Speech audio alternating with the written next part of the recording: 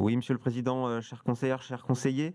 Avant d'aller en Italie, laissez-moi vous emmener jusqu'en Suisse. Il existe là-bas la ligne ferroviaire à travers les Alpes du nord au sud. Et parmi les ouvrages nécessaires à la réalisation de cette ligne, il existe le tunnel ferroviaire de base du Mont Saint-Gothard, qui mesure 57,1 km de longueur. Il a été approuvé par les Suisses par référendum en 1992 et mis en service en 2016. C'est le plus long tunnel ferroviaire du monde. Et vexés de ne pas détenir ce précieux record, les Français et les Italiens ont donc programmé et commencé la réalisation d'un tunnel plus grand de 400 mètres.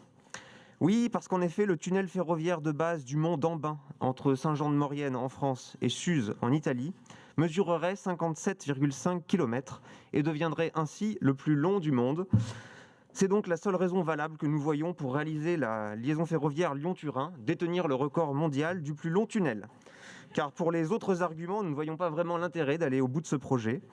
En effet, la ligne ferroviaire rénovée en 2012 ne fonctionne qu'à 20% de sa capacité. Et si on utilisait à plein aujourd'hui la ligne actuelle, elle permettrait de sortir rapidement jusqu'à 1 million de camions des routes tous les ans.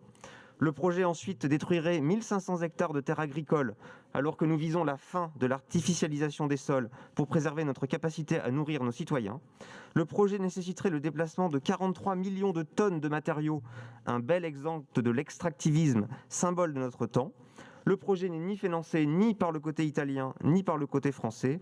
Et enfin, côté environnemental, la Cour des comptes européenne a remis un rapport cette année, concluant qu'il faudra entre 25 et 50 ans à partir de l'entrée en service de l'infrastructure avant que le CO2 émis pour sa construction soit compensé, ce qui n'est pas compatible avec notre objectif de lutte contre le réchauffement climatique pour 2040. Nous devons en terminer avec l'aménagement du territoire concentrant toute l'activité dans les mains des grandes métropoles, ces trous noirs économiques qui ne font que concentrer les richesses aux mains de quelques-uns et accroître les inégalités.